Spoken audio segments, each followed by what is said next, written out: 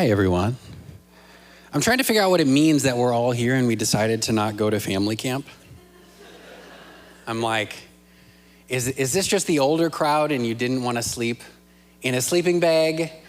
Is it because, as Jim Gaffigan says, we didn't want to burn a couple of vacation days to sleep in a dirty bag on the ground? Or are these all the introverts? You were like, yeah, that doesn't sound fun, camping with 200 other people. Or we're just really well-boundaried. You know what? I'm actually proud of you guys. You are well-boundaried Christians. There was a spiritual event that you were invited to, and you said, I'm good. And you got better sleep because of it. Look at these healthy, well-boundaried Christians. So great. I'm excited to talk about a subject this morning that's really big. So at the outset, I want to say there's a lot of tributaries that I'm not going to be canoeing down. Had to do the metaphor there. There's a lot of places we could go with this that I'm not going to go. There's a lot of disclaimers to be had, but I want to talk about rupture and repair. The idea of what do we do when we have rupture in relationships and how do we actually repair those places in these relationships. And I'm so excited because it's a great opportunity to talk about something that I have not talked about in 2 years.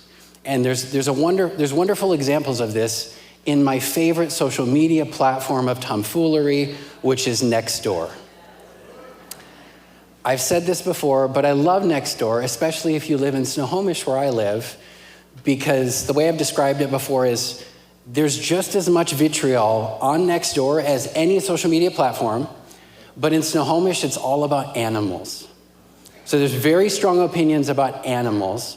And it's been 2 years, guys. I have been up here many times the last 2 years, and I have not done this in 2 years. So this is a perfect opportunity for me to just share. I'm still watching, I'm still enjoying Nextdoor, and now I get to share it with you guys. It's great. Okay. All right, this is Robin. Some people like to take their animals into stores. I know you love your pet, but some of us are allergic to animals. Don't leave them in their car. It gets hot for them. Please leave them at home. They'll be much safer there. And then lots of opinions followed about whether or not she should have that opinion. This is Missy. This is a very Nextdoor Snohomish post, okay?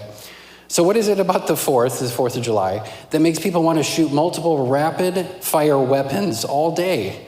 Is that the poor man's fireworks? These particularly fine, upstanding citizens have been drinking all day, exploding bombs and shooting right next door to me, and it's not even dark yet. I love this post because this is a very common post, which somebody in Snohomish goes, am I hearing guns?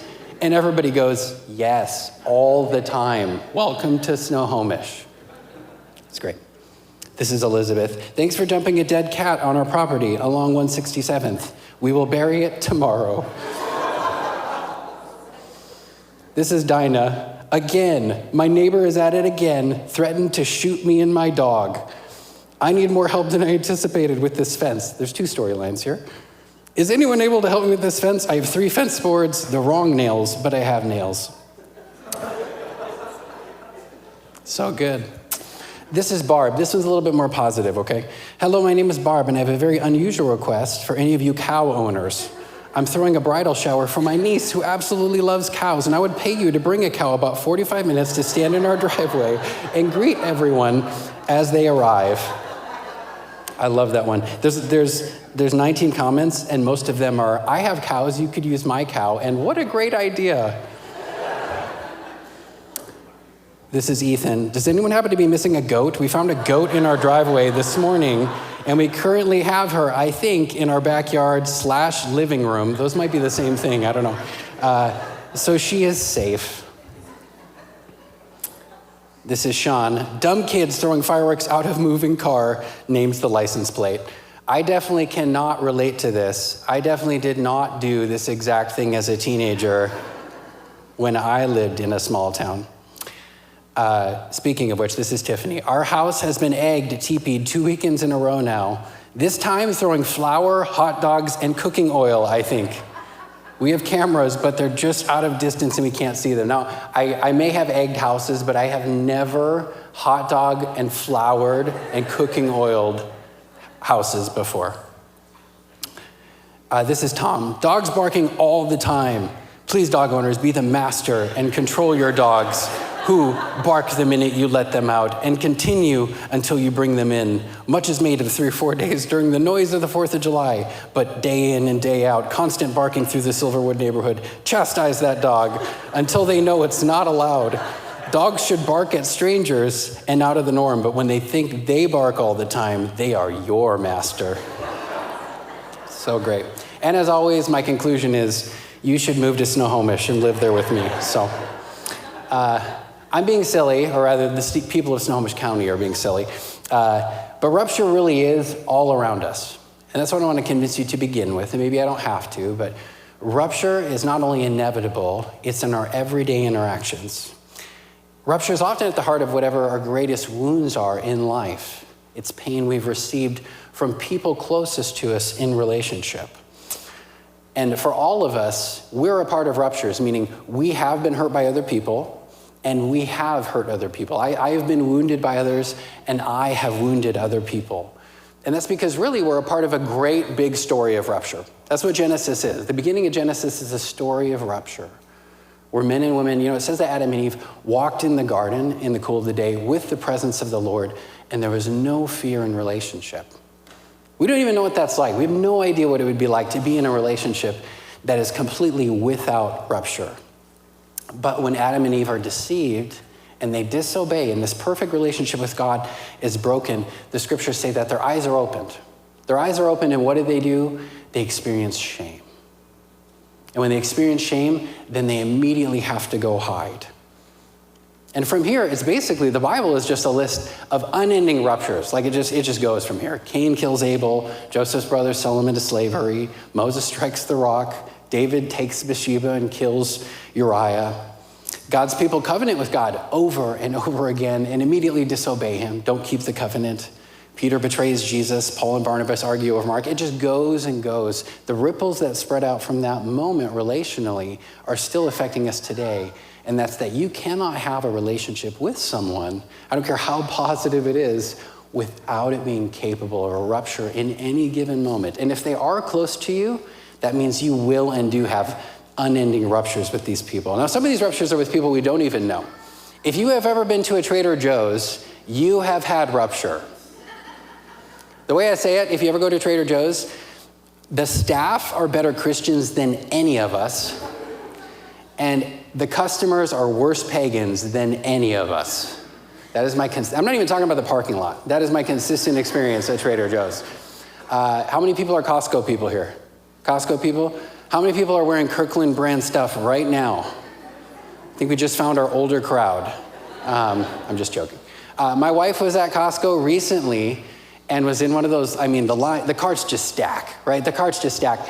And this woman behind her got so frustrated with the lack of movement in the cart line that she started moving my wife's body with her cart, like just hitting her with the cart and pushing her with the cart. I think God protects me from these situations because he knows how I would react, which is like tipping that person's cart onto the ground or something. But my wife is always in these situations where strangers are doing pretty unreal things. I'm curious in here, who here uses their car horn frequently? Who here is glad there's a horn on the car? Okay, who are my people that would never use their horn? Has anyone ever had their day ruined by someone else's car horn? My wife's like, yes, that's my wife. Right, they can happen with people that we don't even know. But most ruptures happen with the people that we know best, that we know closest. Kendall and I went on an anniversary vacation recently. Reach Youth went to camp, and we sent our kids to camp, and we were like, we're going on vacation, which I can't tell if that's smart or exploitative of Reach childcare, but you should try it next year because it was awesome. And we went to Vegas because, hey, why not? Actually, we went because it was cheap. And we had so much fun, and we were in a pool most of the time. We went to Zion National Park, and it was great. And then we picked up our kids from camp, and we immediately flew to exotic South Dakota, because why not? And we went to a family trip there, and about day 10 of this 2-week vacation, I was just feeling super antsy. And in a moment of frustration, I said, I haven't been alone in 10 days, which happened to really hurt my wife, because who had I been spending time with those last 2 weeks? It was her. And so she immediately felt like, what is it about me that you need to get it? Have you been feeling this way? For 10 days, have you been just wanting to get away from me? That's what she took from my words. That's what she heard when I said, I haven't been alone. Which is such it's just an example of the type of rupture that happens probably all the time in our marriages. My children, if you're a parent, you would live in a constant witness of rupture. I have 2 children that live in the same room. That is like a nonstop rupture. In my home, we play board games right now, and board games are like rupture central. They're so fun, there's laughing, but I have children who do not want to lose. I have children who only want one child to lose, a specific child. I have children that just get bored and they get up and leave and ruin the whole game. Like, I'm out. And I love all these children, but how many kids are in the room? How many kids are in the room? Yeah? Which one of those are you? Do you want to win? Yeah, she wants to win, totally. If you're a parent, you're a witness to just constant rupture. I'm also a therapist, so the work that I do really exists because of rupture. Just even this year, I've met with grown parents who have no relationship with their adult kids and are now estranged from their adult kids and deeply long for that phone to ring, just so they could hear from this child who, right, they're their kids. The deepest seed of longing in their hearts is that they know their kids, and their kids want nothing to do with them. And the pain of that is an everyday reality for these grown parents. I've recently walked with multiple people at Reach Church through the very difficult and painful process of separation and divorce. Some of the greatest pain a person can experience. And those people would never have imagined that their marriages could end or that could happen to them. In our Try Softer groups, we have care groups starting in about a month.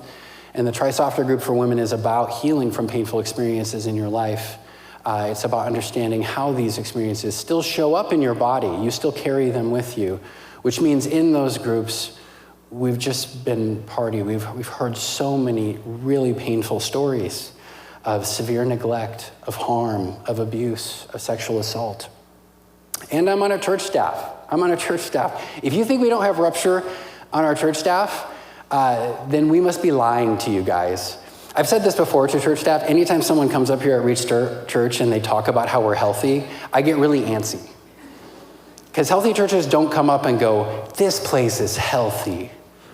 Healthy churches go, are we healthy? What are we missing? Right? Healthy churches actually acknowledge there will be rupture. It is inevitable. So if you're a part of a church that's like, this place is heaven, you should be really nervous. Because even on a Reach staff, we have ruptures, because to be human is to have rupture. But what do we do with them? Do we know how to repair? Okay, here's what I'm getting at. It's inevitable. Now I want you to reflect a little bit. As I talk about these things, you can listen to me, but I do want you to pull this into your world. So I'm going to give you a couple moments just to think.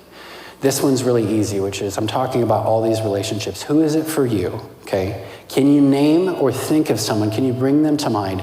Who are the people, or who's just one person that you have had rupture with this week? Or if you're a child, maybe you just point to that person. Who are your regular ruptures with right now in life? Okay, I want you to keep them in mind. Keep them in mind as we come through this, because it's inevitable. It's inevitable. Rupture is inevitable, but repair is not. In other words, we constantly have these ruptures, but so few of them actually have any form of repair.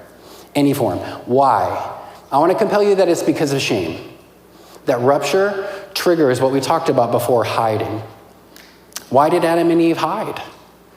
Because rupture triggers shame. And shame makes us hide. How do we hide? You probably have your own way of hiding. You probably have a style of hiding that you've learned over time. You've had ruptures in the past that have taught you how you will show up in conflict. You've probably learned a lot of this just from your home. What was the model of rupture or repair? Was there any model in your home?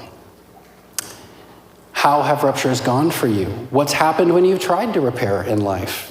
So what I'm asking is, do you know how you tend to respond when a rupture happens? Because it's different for every person.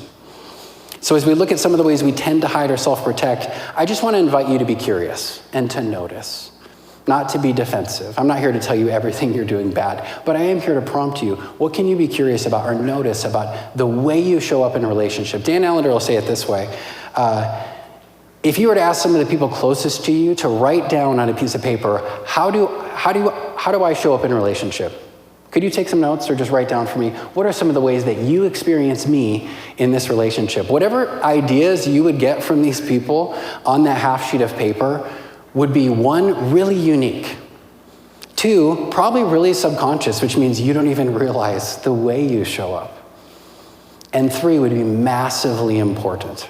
It'd be so important because then you could know. So I just want to invite you to know yourself deeper. I do think that self-knowing is essential to Christian formation. If you're going to form as a Christian, if you're going to transform, I think you have to know who you are alongside knowing who God is.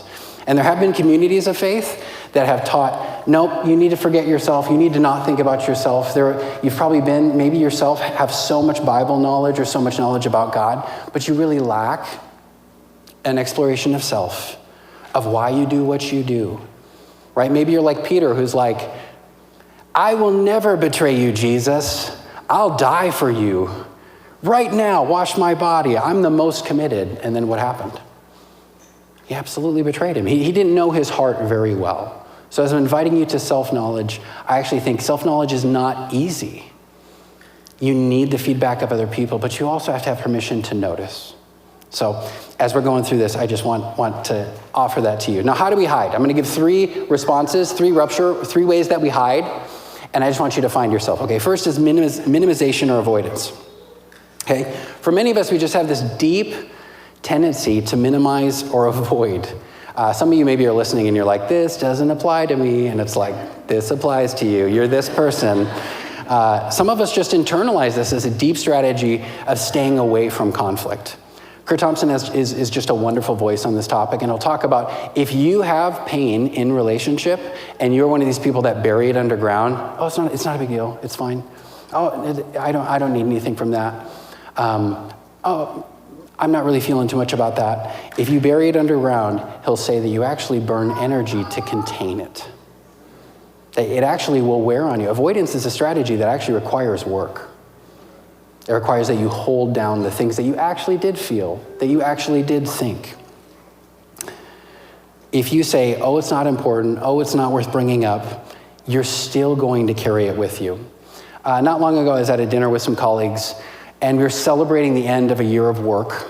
And these are people that I really trust. These are people I've been really vulnerable with. They know me. I care about what they think about me deeply. And we were talking about we were kind of like just having fun, and we were talking about ideas of things we could do for the coming year. And I threw out an idea, and one of these people said, well, I guess I'm going to have to be the one who does that because we know Josh isn't going to do it. And everyone laughed, and I laughed. But inside, I was really confused. It's like, wait, does everyone here have some shared idea that I don't get things done, or that I wouldn't, right? I immediately was in this place where I actually was really hurt. And then for the weeks and months that followed, every time I'd think about this person or this situation, this conversation, I'd have this knot of tightness in my stomach, and I would cringe. I'd just feel like, but I was telling myself, oh, it's not a big deal. Oh, I don't need to say anything. Oh, they probably didn't mean anything by it. But what? But that pain, it still happened. So some of us, when we think of ruptures that happen in a relationship, if you bury it, it's like being in a car accident and you have wounds, and then you just go to work. You don't go get first aid. And that's just some of you are like, I have relationships in life that's the norm. Constant rupture, zero repair. But we have this tendency to minimize it. Okay, it's like if you're hiking, you guys know the whole line of like how ounces turn into pounds. It's all about what you carry in your pack. And if you carry a little bit more in your pack, but you're going a long distance, you carry a lot. Well, some of us are like, we're not like carrying little things. Some of us are like Sam Gamgee, right? We're going into Mordor, but we pack 2 cast iron pots, right? Some of us have massive things, but we want those potatoes, right? That was for Zach Hendricks. He's not even here to enjoy it, but so sometimes we minimize. Is this one of the ways that you hide? Is this one of the ways that you hide? Two, this one's a little bit more obvious, okay, which is attacking and blaming, okay? Attacking and blaming. That we deflect responsibility. This is actually a hiding strategy. It feels strong, right? It feels like this person is maybe even bold and being courageous, but it is a way of hiding. If in the middle of rupture, you have this tendency to go, you did this, or go for the jugular. This is often what fights are. We feel scared, so we attack. In fact, this is actually what Adam does to God. God says, did you eat the fruit? What does he say? The woman you put here gave it to me. It's still amazing to read those words in the scriptures. It's like he just blamed God immediately. And then God goes to Eve, and what does she say? The serpent that was here did it. Just this tendency to blame, to point the finger. Recently, I confronted one of my children because they broke something of one of my other children. And I just said, hey, I need to talk with you about this thing that you broke. And they immediately go, do you know what they did to my stuff last week? Right? We do this. We all are capable of this. Do you notice that you get big, or you get people to back off, or you attack first? It's still a strategy of hiding. That's what I want to convince you, is with all of these, you actually experience shame first. I'm uncomfortable. I feel bad. I need to hide. I need to protect myself. Is this you? And 3, there's like 1,000 of these. I'm just giving you 3, okay? But 3 is defensiveness, okay? Defensiveness is when we justify our behavior, we rationalize it. When you're defensive, in my experience, people usually know when they're defensive, but they have a really hard time stopping it. There's always there's an emotional element, an internal escalation that happens. I have 2 teenage daughters who have very different styles of self-protection.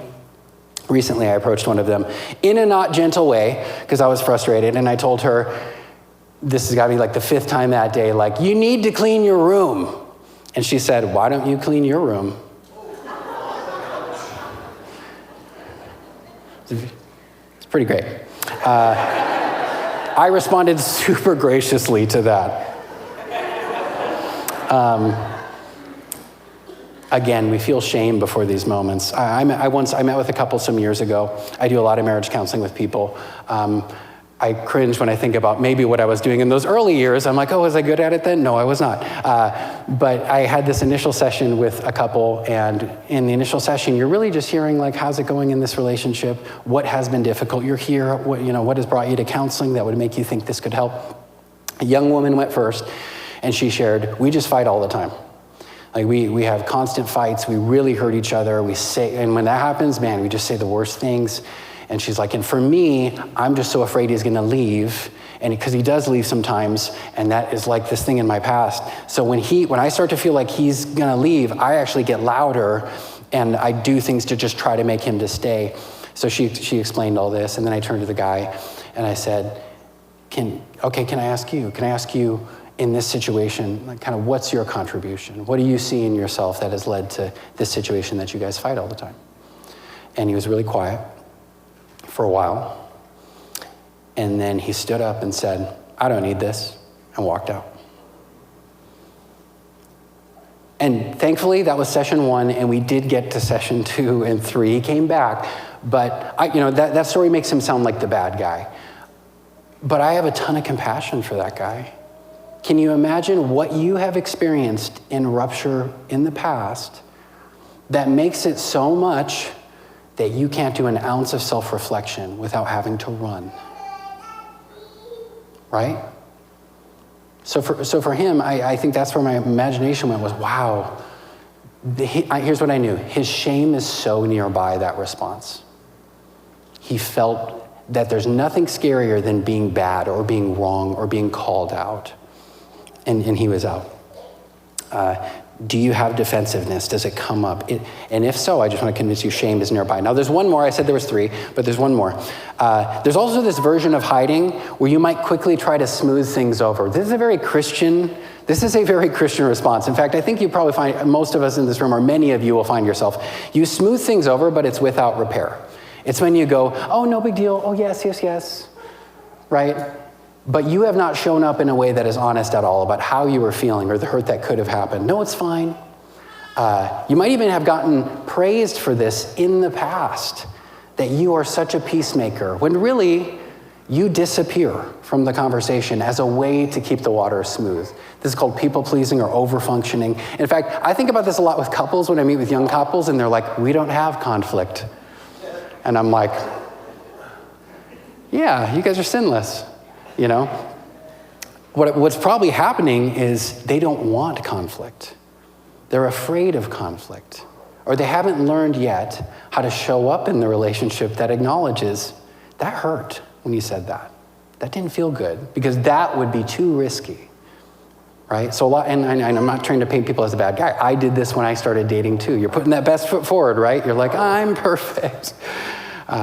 But it's over-functioning. It's not honest. There isn't a real repair, right? And often even resentment builds up. This can't last. If this is your strategy, it actually can't last in a relationship. So hey, these are 4 ways that we show up in rupture. I just want you to think for a second. How do you show up? Of these 4 ways, when there's rupture, do you have minimization? Or is it attacking and blaming? Or is it defensiveness? Or do you people please? If the only thing you get out of this sermon is that you notice one of these ways, that's enough for me, because noticing is the beginning of change. You cannot change what you cannot name. But you have to have permission to be curious to notice what's happening. So if any of this prompts in you, I am noticing, I kind of do this, that would be enough for me. That would be enough for me. You cannot change what you cannot name. Some of you are probably like, oh, I do all of these things. What does this mean? There's parents in the room that are like, I've just heard this so much from parents. I think parenting is shame central. It's like we all feel like we're the worst at it, right? We're all failing constantly because rupture is nonstop. The amount of parents who are like, I'm so afraid I'm ruining my kids. And I just want to let you off the hook. You are ruining your kids. We are all we're all rupturing with our kids constantly. The idea that they will not be impacted and formed by that rupture is just not true. But that's the thing, right? If ruptures, and it's inevitable. If you can embrace, yep, it happens, then you can actually start talking about repair. Then you can go, yeah, we have to repair a lot. But again, rupture is inevitable. Repair, not common. And that's kind of where I want to move now. Okay. We live this daily story of rupture, but we're part of a greater story of repair. This is God. This is who God is. What happens after the garden? He immediately starts pursuing humanity. He's like, here's a covenant. I will actually covenant with you. You have disobeyed, but here's a covenant. Here's promises towards you. And mankind violates it over and over again, and God will offer even more. All the way to the point that God even pursues humanity. He's like, I will just come down in the flesh. I will actually put myself over the rupture so that we can have oneness. He's a God of repair. And because that's what we're invited to. We're invited to become people of repair. And Jesus demonstrates, you just look at Jesus. Just look at the way Jesus deals with people's imperfections or the way they rupture him, and you'll find beautiful ways to repair. We all long for repair. So I just want to look at this. I'm going to cut some here just to keep us in time. But let's look at 3 instructions from Scripture, 3 ways that repair can happen. And again, just try to find yourself. Which of these have I not tried? Which of these spark my curiosity? Which of these are lacking in my practice? Because I think we all actually long for repair. Like even in small interactions, it's actually kind of funny to me how quickly repair can happen. Like if I'm in my car and someone cuts me off and I get, let's hypothetically say, really angry, right? And I honk my horn, I raise my hand, and immediately that person's like, oh, I'm so sorry. Oh, my bad. What do? No big deal. I hand out the window waving. I could never be mad at you. I wasn't angry, right? Just how quickly even some of these repairs happen are so funny to me. Because I think even though rupture happens, like we all actually really long for it. And I think our grief even tells the longing sometimes. I met with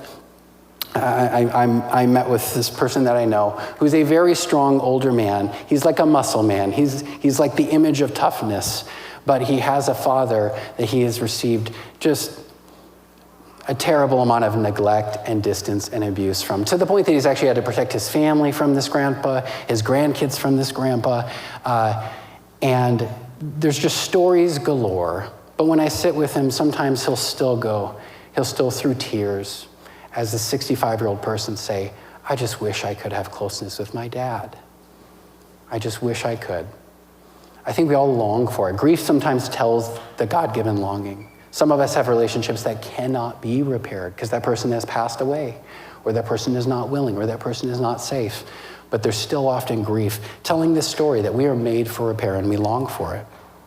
So let's look at it. Now I'll say this. If shame causes us to hide, repair is always, like shame, all those hiding things we talked about before, repair always requires two things, humility and courage. Humility and courage. Courage to try to walk towards a person, to not hide. And humility that you could get it wrong. You have to let your guard down. I think repair is way harder. It's way more vulnerable. It requires way more courage. Here's three. There's a lot of responses, a lot of instructions in Scripture. I'm just going to give you three, okay? The first one is this, is self-reflection. Hopefully that's what we're doing right now, right? Search me, O God. The wisdom of a prudent man is to discern how he lives. But the folly of fools is deceiving. That should say is self-deceiving. That's hopefully what we're doing here together. We're learning, we're noticing, we're learning how is it that you show up. And my experience is that very few people have done the self-reflection that gives them the insight to know why am I showing up the way that I am. This happens all the time. We have our men's healthy sexuality groups that are going to launch again here in the fall. And every single cohort, the same story kind of tells itself. And even recently in one of our cohorts, a guy shows up and he's like, I have these compulsions, I have these behaviors. This has always been a part of my life. It's never not been a part of my life. But the idea of looking back into my past and understanding how that relates at all to this, I don't even get that. And he was being really honest. He's like, I have no idea how that could be the case. But then he went through the work and he started reflecting on his story and he started actually exploring and thinking about where did I come from and how did I get here and what were my first experiences and how did I learn these behaviors? And he described a story of a young boy whose dad left him at a very early age. He described being home alone for hours, days at a time. He described being groomed and assaulted by an older friend that he trusted. He described being exposed to things that a 9-year-old should never be exposed to. He described being made fun of chronically at school for being overweight. He described that young boy was working so hard to prove that he was desirable from the dad who never desired him, and that he was man enough, and that he was someone worth not leaving. In other words, he reflected on his story and got through this process and was able to say, oh, I get it. Oh, I know why this is here. Oh, I'm not just a monster. Oh, this became the way that I got through. This became the thing I chased instead. Self-reflection, self-understanding.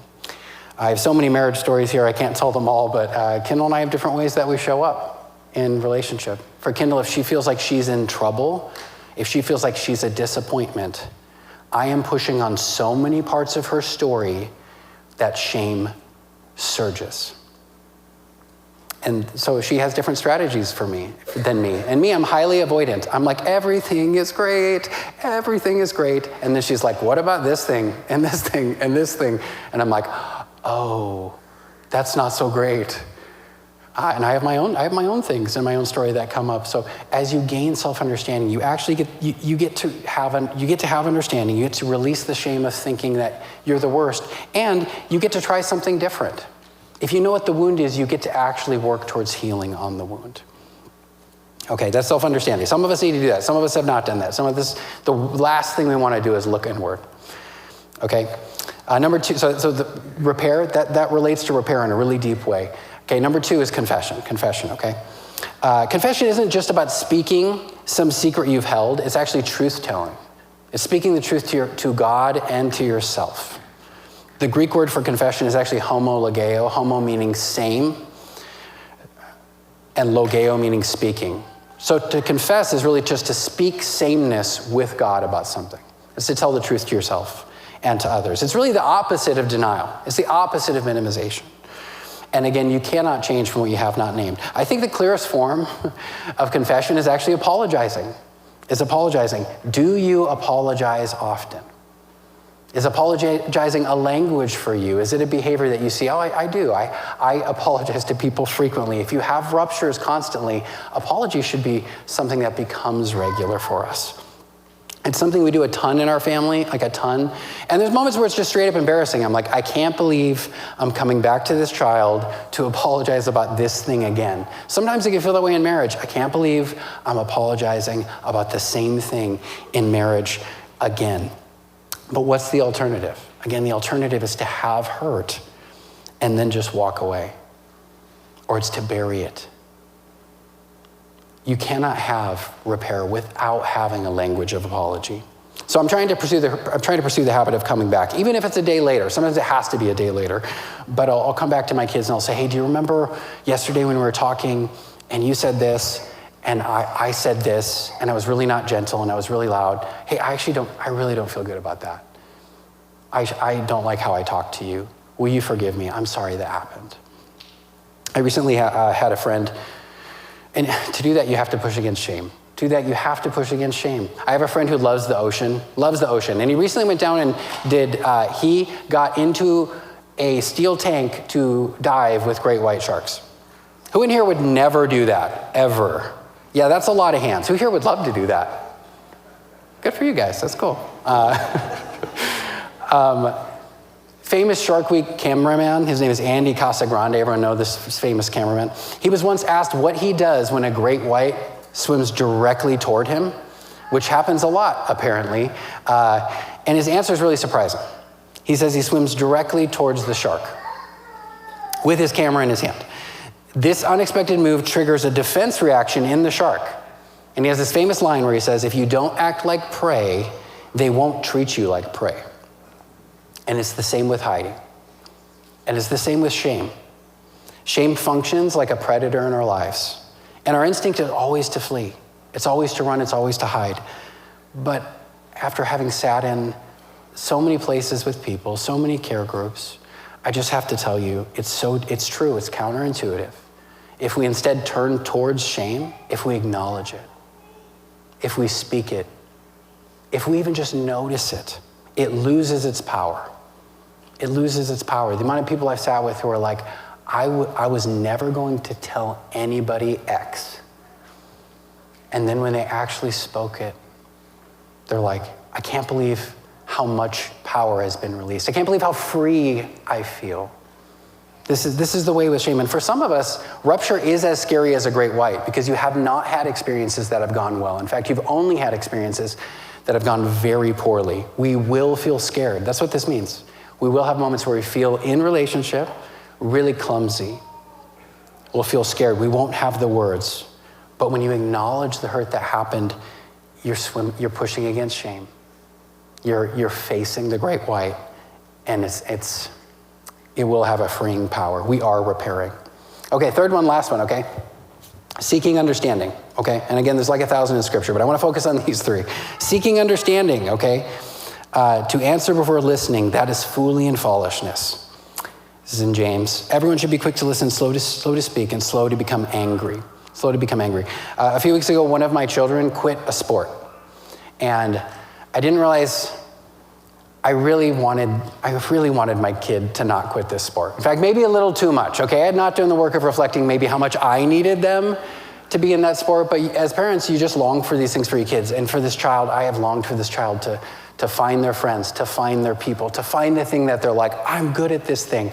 And so they joined this sport, big risk, they were in it, and after 3 weeks, they quit. I'd not done any of that self-reflection, so when my wife texted me and said she quit, I had all sorts of feelings. And I came home really in that state, and I walked in and she was there, and she told me she quit, and I didn't say much, and I was really short, and I went to my laptop and I immediately started working. And then later in that day, my daughter pursued me for repair, for the thing that I did. She said, are you mad at me?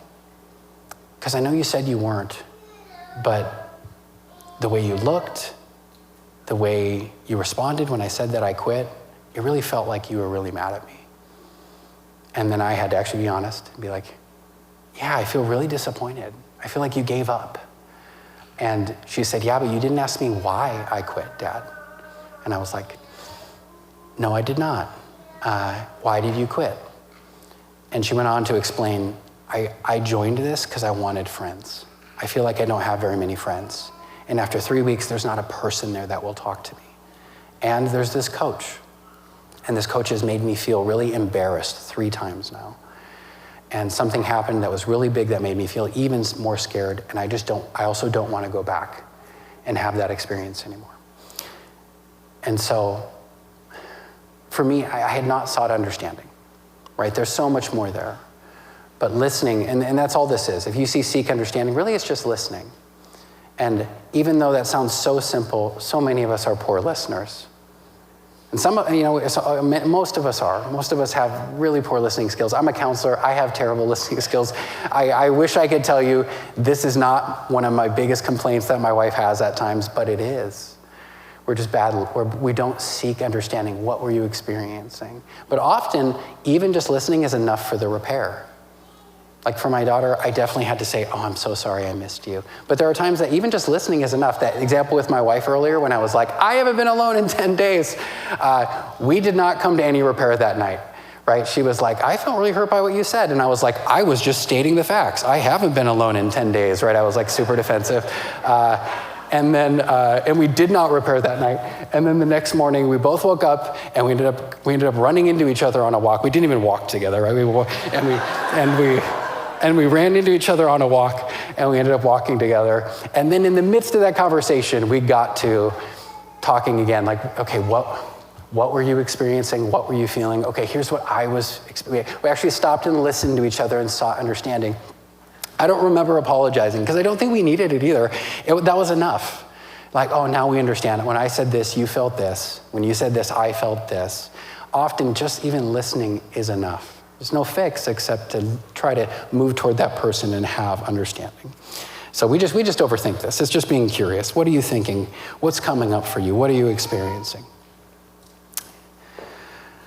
Okay, we've talked about a lot here. I just want to do one reflection now that we're at the end of these three, okay? Which of these repair responses are you curious about? Which maybe can you say, yeah, that's a deficit. I don't do that thing. I'm not a good listener. I can't confess, or I have a really hard time apologizing. Which one of these do you want to do more of? And which of these feel really unfamiliar or difficult?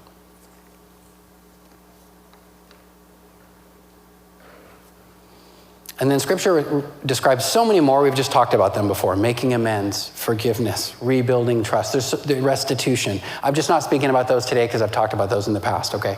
But if you can do these things, you'll go into a world of ruptures, and you can be a person that is actually repairing constantly. That is a force of repair, because that's what Jesus invites us to.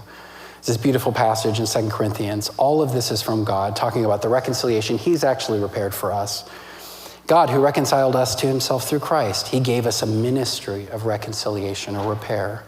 And this is just what I'll end on. You'll find that if you embrace ruptures happen, if you can embrace that and continue to seek repair or do these things, you'll actually find that relationships get really strong.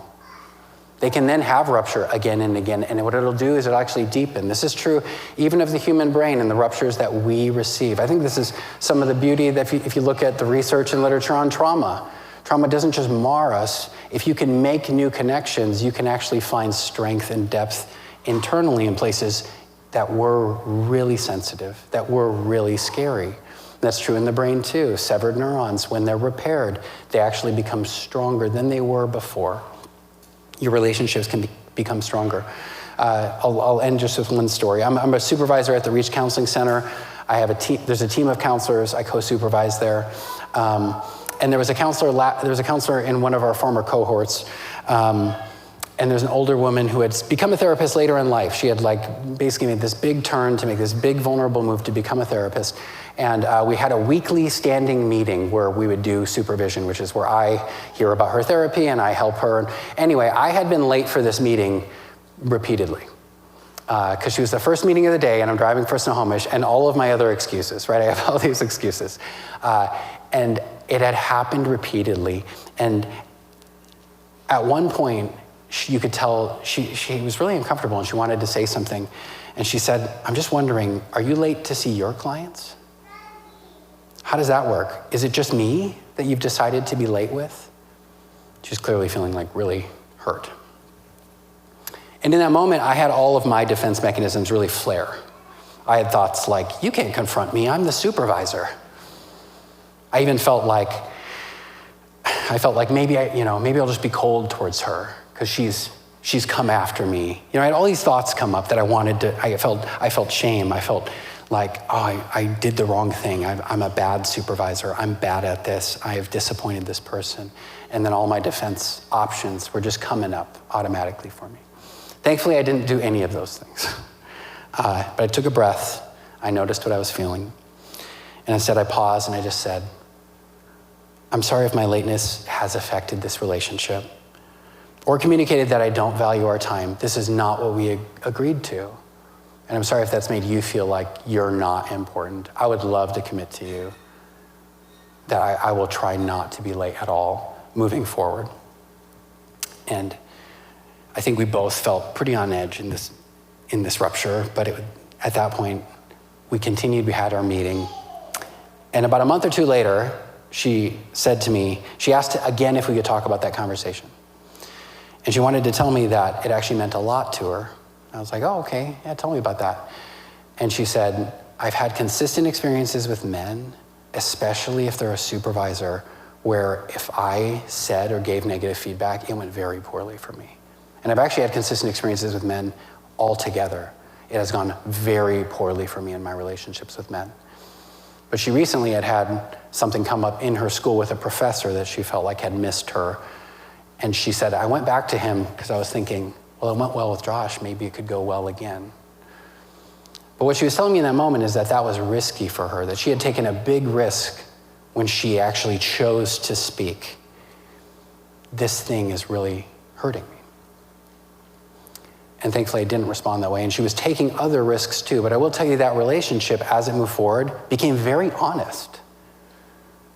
Even deeper than my other supervision relationships, including that I was able to give her feedback and say, yeah, I think this is a place that you're really struggling with clients. Or I've noticed this about the way you show up even in here. That's what will happen with your relationships. If you can embrace rupture and repair in a marriage, in a friendship, in parenting, you'll actually just see the resilience and durability of that relationship become stronger. And the depths of that relationship will go deep to where rupture and repair, that becomes a normal thing. This is just something we do. And if you get there, it can be such a gift. All right, everyone. Hey, thank you so much for staying with me here. If you noticed one of these things about yourself, I think it's worth it.